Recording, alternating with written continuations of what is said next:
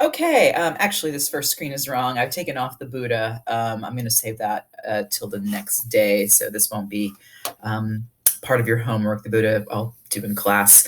So we're going to go over the Ardabil Carpet and Petra Jordan. You'll notice there are very huge, gigantic differences in these two pieces. Indicated initially by, if you're just looking at this information on the screen, by the numbers. I'm doing the Ardabil Carpet first and Petra Jordan second. There's a reason for that. Um, yes, so we'll see. Okay, so the Ardabil Carpet, massive. I'll show you a picture of this piece in context in a few moments, but it is a massive piece, and so of course it is an Islamic piece, right? It is not a it doesn't it was used in a shrine to a Sufi mystic. And as it is a piece then that doesn't that's used in a religious context, it doesn't really have figural imagery, at least of humans, or animals. It does have two lamps, so it does have two things that are actually specific to the actual, representative art. So when you're looking at this, you should be noting, as the continuing theme through Islamic art of, the geometry, of the symmetry, of the incredible detail in terms of decorative aspects, right? This is all one big design that's interlocked, okay? And so when we get to some closer views, you'll see what I mean.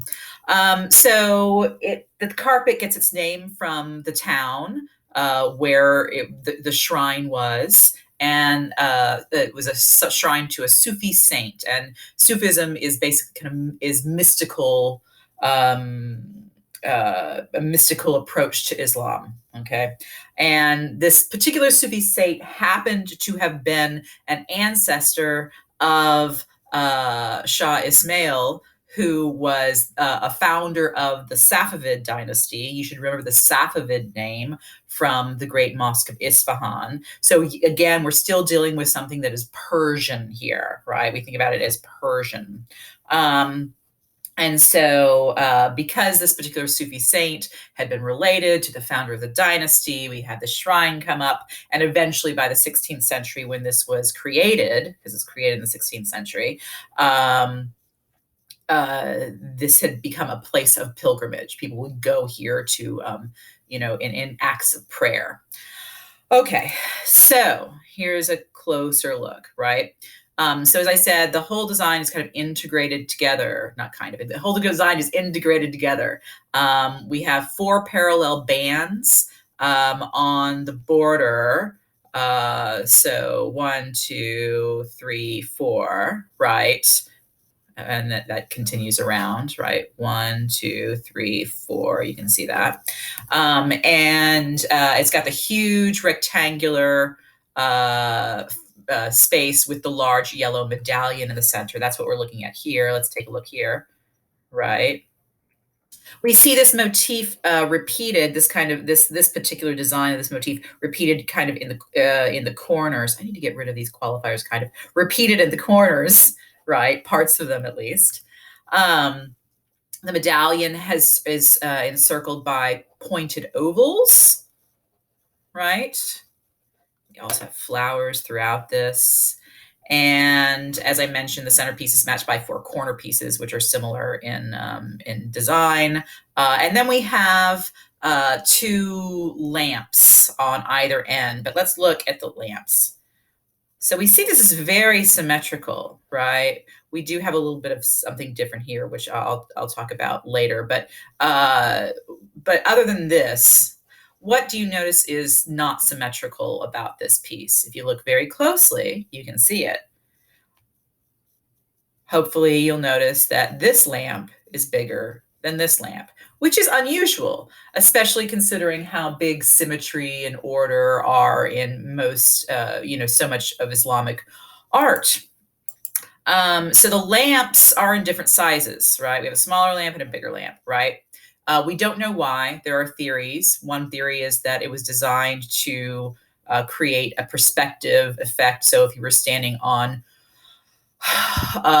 one side of the carpet, I guess the side that's of the smaller lamp. When your eye was traveling down the carpet to hit, and your eye hits the bigger lamp, it looks about the same size. That's a possibility, but we don't really have evidence that that kind of perspective was used at the time. But it's a possibility. Um, Another idea is that it is a deliberate design flaw. That's pretty common in Persian carpets. Usually there's a little flaw deliberately put into the carpets. Why? Because the idea is that perfection belongs to God. And if you've seen any kind of Persian carpets, you'll notice that they are beautiful and so symmetrical and perfect that I can understand why they would make that nod. Okay, so there are two possibilities as to the sizes of the lamps, why they're different sizes.